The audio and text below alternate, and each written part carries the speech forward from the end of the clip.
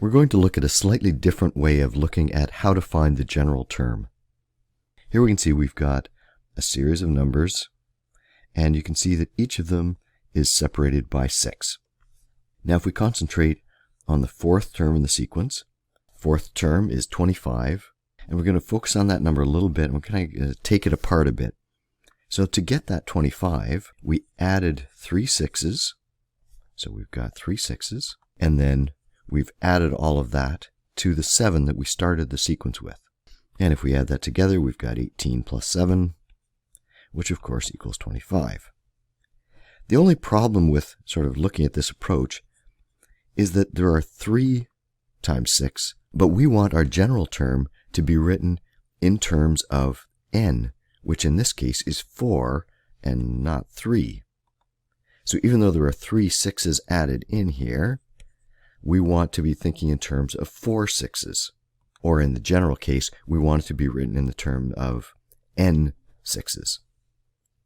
So what happens now for the moment if instead of working with the 3 6s, we're going to pretend that there are 4 6s to start with.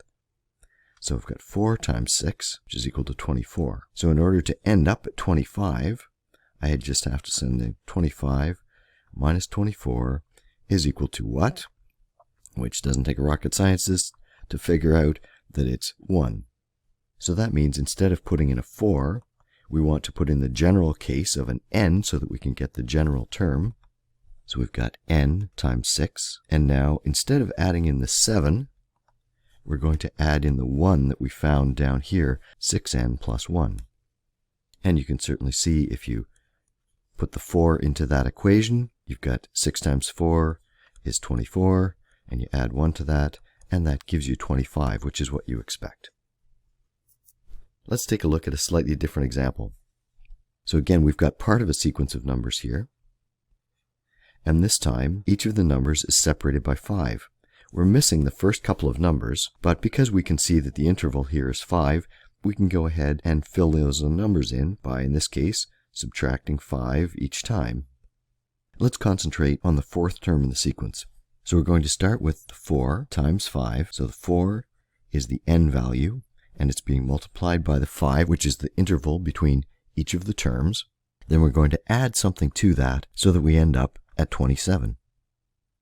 So the 4 times the 5, of course, is 20 plus something. So we've got 20 plus some question mark is equal to 27. So we have to subtract the 20 from both sides to get rid of it. So we end up with 27 minus 20, which of course gives us 7. Another way of looking at this is to say, what if there was a 0 term? So even though our sequence here officially starts with term number 1, which has a value of 12, what if there was a 0 term? Well, we'd follow the same process. Then we'd go from 12, we'd subtract another 5, and that would give us our 7. So by finding the 0 term here, that tells us what the constant value in our expression is going to be. So to find the general term, we know it's going to be n times 5, or 5n, and then it's going to be whatever that 0 value is, which we found out to be 7. So that is our general term stated in terms of n. So let's just check it and see what happens here. If we put in a 5, do we get the right answer? And we get 5 times 5 plus 7, which of course is 25 plus 7 equal to 32. So we've got another sequence here. We're going to use the same approach that we just used in the last example. So the first thing we do is we look to see whether this is a constant interval, and we see that it is in fact a gap of 5 between each of the terms.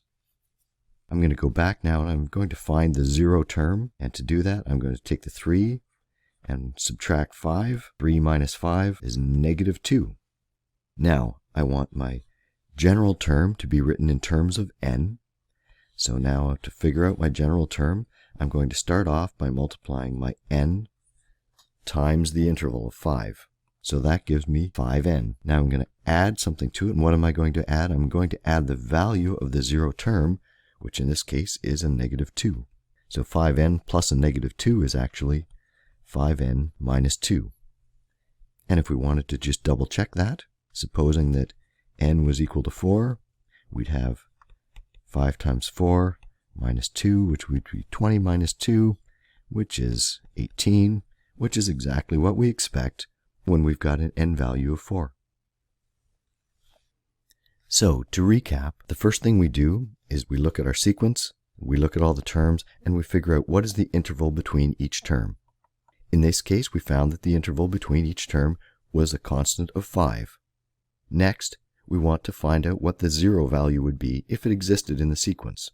And we do that by subtracting the 5, or subtracting the interval value, from the first term, which we calculate to be -2. Now, in order to find the general term in terms of n, we take that n and we multiply it by the 5. We get 5n, and then we add in the 0 value, which in this case is -2. And that gives us our general term.